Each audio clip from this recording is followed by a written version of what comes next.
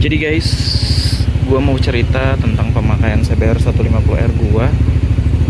Jadi beberapa minus ya atau kekurangan dari CBR 150R gua nanti gua akan sebutin. Simak aja videonya sampai habis. Jangan lupa di like, share, dan subscribe.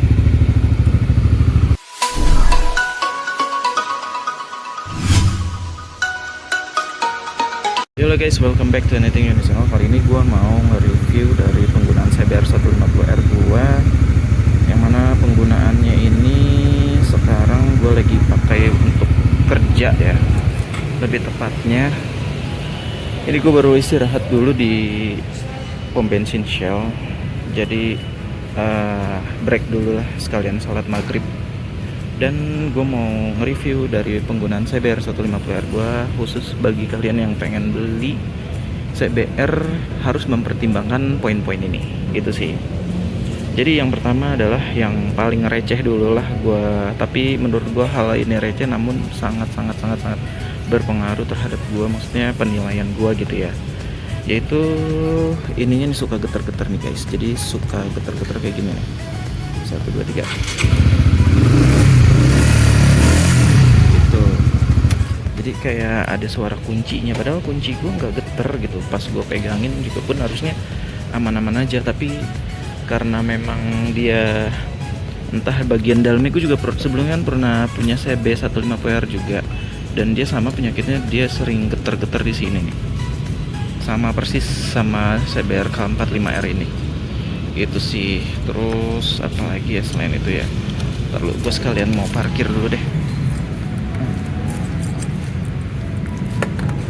Oke, istirahat dulu kita guys. Perjalanan dari tempat kerja sampai rumah lumayan jauh soalnya. Nah, jadi tuh selama penggunaan, ada user CBR juga lagi ngisi. Gua istirahat duduk sambil duduk deh. Aduh, lewat. Aduh. Ya. Jadi ya, untuk CBR 150R ini overall gue suka dari bentuk desain sampai segi ergonomi duduknya tuh sangat nyaman dibanding kelasnya atau yang sekelas yang lainnya yang motorsport 150cc. Tapi ya itu beberapa minusnya itu, yang pertama yang tadi receh itu adalah getar dari kuncinya. Yang kedua, kalau menurut gue dari penggunaan CBR 150R itu emang powernya memang kurang, karena dibanding kompetitornya yang lain, powernya CBR itu mungkin di bawah rata-rata dari mereka ya.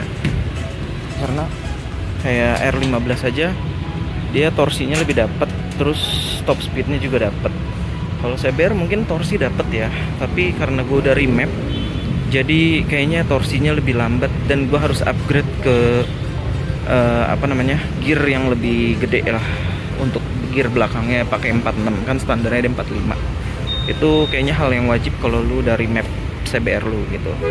Yang ketiga yang gua mau sebutin minusnya dari CBR 150R adalah si CBR ini knalpotnya itu masih yang old fashion, atau yang masih yang kayak dari CB 150R yang lama, keluaran pertama sampai sekarang itu kayak nggak berubah. Tapi walaupun sebenarnya ada perubahan, walaupun nggak signifikan ya, tapi perubahannya itu nggak kelihatan gitu guys. Gini suasana dari bensin Shell gitu guys. Nah, untuk yang lainnya, yang keempat ya, apalagi ya paling ya, rangkanya itu memang kurang gagah lah dibanding yang lainnya, khususnya dari R15 lah kalahnya. Kalau sama GSX 150R mungkin masih menangan CBR ya. Jadi gue pengen tuh sebenarnya rangka CBR tuh bisa pakai seperti CBR old, dia bisa pakai twin spar. Kalau di Yamaha bisa dibilangnya delta box. Kalau di CBR yang sekarang kan dia pakai rangka tralis ya, atau rangka tubular gitu. Dan yang keempat itu, yang kelima dari CBR K45R khususnya, dia memang gede ya untuk dimensinya, apalagi bagian depan. Nah, bagian belakangnya itu kayak nggak proporsional gitu guys. Nih kayak gini nih. Nih, kayak gini. Jadi menurut gua kayaknya itu yang harus dirubah dari K45R. Mungkin nanti kalau ada CBR terbaru, entah kodenya apa. Jadi itu sih. Dan yang keenam yang gua nggak suka adalah CBR K45, CBR 150R ini dia mempunyai desain yang sama, hampir mirip, mungkin hampir 100% lah ya, mirip sama Baby RR atau CBR 250RR. Itu sih menurut gue yang kurang nyaman menurut gue sebagai pengguna atau pecinta motor 150, karena gue nggak bisa beli yang 250 karena pertama pajaknya tinggi, yang kedua bensinnya boros, nggak bisa dipakai harian gitu sih. Terus itu yang keenam ya. Yang ketujuh apalagi ya paling ya, apa ya, untuk konsumsi BBM kalau menurut gue pengguna motorsport mah nggak harusnya mikirin konsumsi BBM ya, karena CBR 150R nggak jelek-jelek amat, cuman kalah sama R15, mungkin lebih iritan R15, tapi gue belum pernah compare apple to apple atau one by one dari CBR 150R sama R15. Tapi yang udah pasti lebih irit daripada GSX 150R karena konstruksi mesinnya yang overbore. Itu sih. Terus yang ke-8 ya. Yang ke-8 yang gua nggak suka dari CBR 150R itu adalah dia mesinnya itu konstruksinya lebih ke nurse square, tapi bisa dibilang overstroke kayak punya R15. Dan itu untuk jambakan atas dia tuh sangat kurang. Jadi makanya gue memutuskan untuk remap ini pada tahun lalu.